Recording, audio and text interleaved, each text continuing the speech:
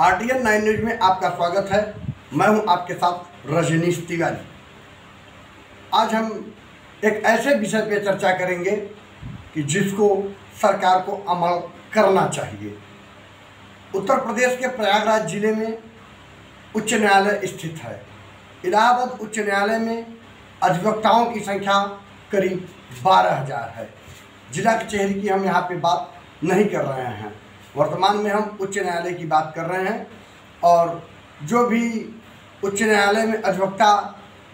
Practitioner के रूप में प्रैक्टिस कर रहे हैं, लगभग 50% से ज़्यादा अधिवक्ताओं के पास रहने के लिए आवास नहीं है। आगामी 2022 के विधानसभा चुनाव में हम चाहते हैं कि जो भी पार्टियां चुनाव मैदान में हों, चाहे समाजवादी पार्टी हो, चाहे बहुजन समाज पार्टी हो, चाहे बीजेपी अथवा कांग्रेस हो, कोई भी पार्टी हो, लेकिन इन सभी पार्टियों से हम अनुरोध करना चाहेंगे कि आगामी चुनाव 2022 के पहले वे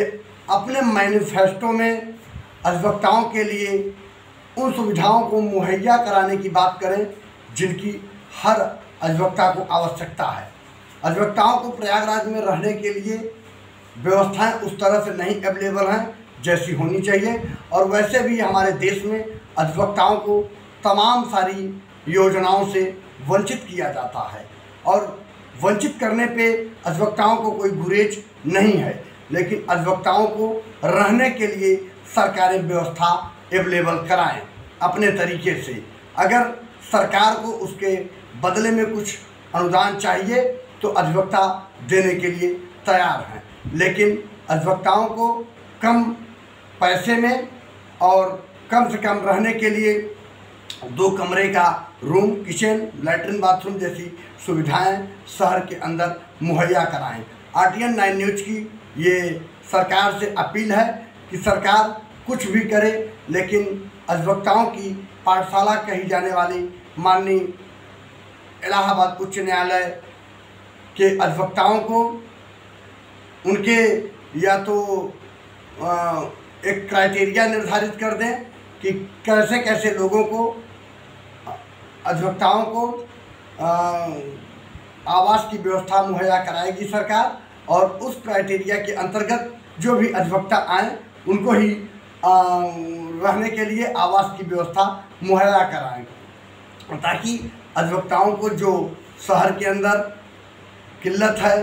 कमरे की, रहने की और जिस तरह की अव्यवस्थाएं मौजूद होती हैं, अधिवक्ताओं को उनकी पीड़ाओं को समझते हुए सरकार से हम डिमांड करेंगे RTN 9 न्यूज के माध्यम से कि सरकार इस बार अपने आगामी 2022 के मैनिफेस्टो में अधिवक्ताओं के लिए आवास मुहैया कराने का कार्य करे। और हम चाहेंगे कि